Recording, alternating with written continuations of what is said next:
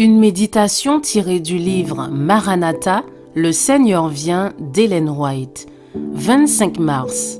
Pourquoi le temps d'épreuve se prolonge-t-il? Le Seigneur ne tarde pas dans l'accomplissement de la promesse comme quelques-uns le croient, mais il use de patience envers nous, ne voulant qu'aucun périsse, mais voulant que tous arrivent à la repentance. 2 Pierre 3, verset 9. Je vis le danger que nous courions en tant que peuple de ressembler au monde plutôt qu'au Christ. Nous sommes maintenant aux frontières du monde éternel, mais le but de l'adversaire de nos âmes est de nous persuader que la fin des temps est encore très lointaine.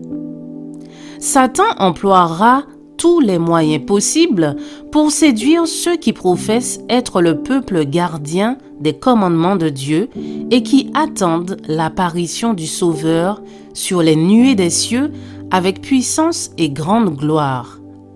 Il fera tout ce qu'il pourra pour que nous considérions comme lointains les mauvais jours, que nous ayons l'esprit du monde et imitions ses coutumes.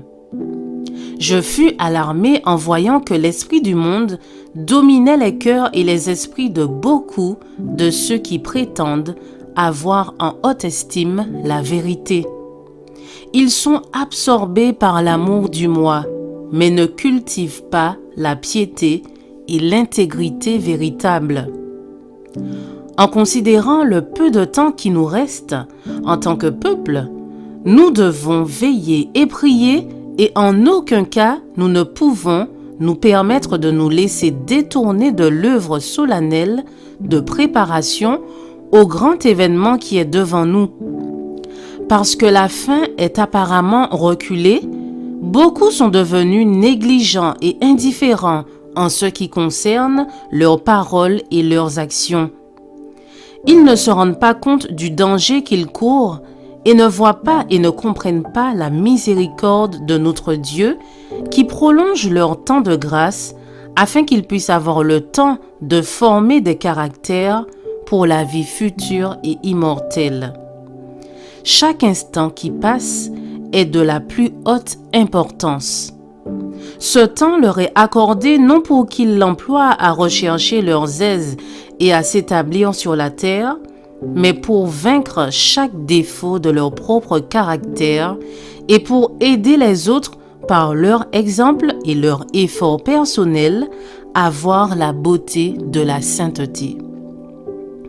Dieu a sur la terre un peuple qui, animé par la foi et une sainte espérance, explique le déroulement des événements décrits par la prophétie et cherche à purifier son âme en obéissant à la vérité afin de ne pas être trouvé sans l'habit de noces lorsque le Christ apparaîtra. Les signes prédits dans la prophétie sont en train de s'accomplir rapidement autour de nous. Cela devrait stimuler tout vrai disciple du Christ à l'action zélée. Je vous souhaite une excellente journée. Que Dieu vous bénisse.